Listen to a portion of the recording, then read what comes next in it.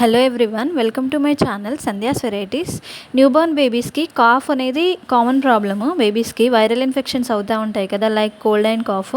So వాళ్ళకి immune system అనేది అంత డెవలప్ అయి ఉండదు కాబట్టి వాళ్ళకి రెగ్యులర్గా కోల్డ్ అండ్ కాఫ్ అవుతుంది. సో బేబీస్లో ఈ సిరప్స్ అవి యూస్ చేయకుండా హోమ్ మేడ్ రెమెడీస్ కూడా యూస్ చేసి వాళ్ళకి కాఫ్ అనేది తగ్గించవచ్చు. కానీ ఈ హోమ్మేడ్ రెమెడీస్ వాళ్ళకి వర్క్ చేయకపోతే అప్పుడు ఇమీడియట్గా డాక్టర్ని కన్సల్ట్ అవ్వాల్సి ఉంటుంది. వాళ్ళకి ఎక్కువ అయ్యేంత వరకు కూడా చూడకుండా వెంటనే కన్సల్ట్ అవ్వాలి. ఈ హోమ్మేడ్ రెమెడీస్ యూస్ చేసిన తర్వాత కూడా తగ్గకపోతే ఫస్ట్ 6th మంత్ బేబీస్కి అయితే ఓన్లీ మదర్ మిల్క్ సరిపోతుంది.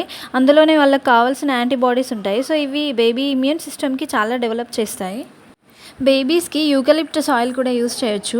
ఒక 2-3 డ్రాప్స్ యూకలిప్టస్ ఆయిల్ని కాటన్లో డిప్ చేసి కాటన్లో వేసిన తర్వాత బేబీస్ పడుకునే రూమ్లో పెట్టాలి. సో ఈ స్మెల్కి వాళ్ళకి కాఫ్ అనేది తగ్గిపోతుంది. కాకపోతే ఈ యూకలిప్టస్ ఆయిల్ని 2 years వరకు యూస్ చేయొద్దు బేబీస్కి. Next tomato garlic soup. ఈ సూప్ బేబీస్ ఇమ్యూన్ సిస్టమ్కి డెవలప్ చేస్తాయి. కోల్డ్ అండ్ కాఫ్కి మంచి రిలీఫ్ ఇస్తుంది ఈ సూప్ అనేది. నెక్స్ట్ వాము ఉంటుంది కదా, వాముని బాయిల్ అవుతున్న వాటర్లో ఒక పించ్ ఆఫ్ వాము వేసి వాటర్ని మంచిగా బాయిల్ చేయాలి. తర్వాత అందులో ఒక స్పూన్ బెల్లం వేసి వాటర్ బాయిల్ అయిన తర్వాత వాటర్ని వడకట్టాలి.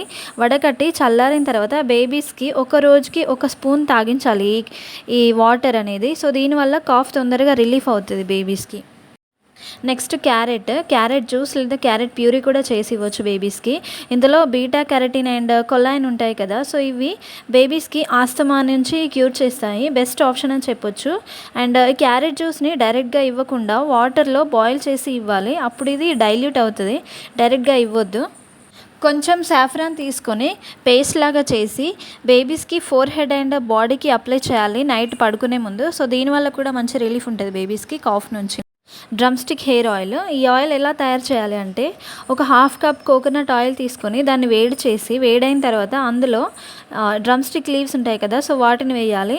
వేసిన తర్వాత ఈ ఆయిల్ని కొంచెం హీట్ చేయాలి. ఆ తర్వాత దీన్ని బేబీస్కి హెయిర్కి అప్లై చేయొచ్చు అండ్ బాడీకి కూడా అప్లై చేయొచ్చు. ఈ ఆయిల్ యూస్ చేస్తే బేబీస్కి కోల్డ్ అండ్ కాఫ్కి మంచి రిలీఫ్ ఉంటుంది బేబీస్కి. And last one chicken soup. బేబీస్కి చికెన్ సూప్ కూడా ఇవ్వచ్చు. ఈ చికెన్ సూప్ ఇవ్వడం వల్ల బేబీస్కి సాలిడ్ ఫుడ్ ఈజీగా అలవాటు పడతారు. ఈ రెమెడీస్ యూస్ చేశాక కూడా బేబీస్కి కాఫ్ తగ్గకపోతే డాక్టర్ని కన్సల్ట్ అవ్వాలి. ఈ వీడియో మీకు నచ్చితే లైక్ చేయండి, సబ్స్క్రైబ్ చేయండి. Thank you.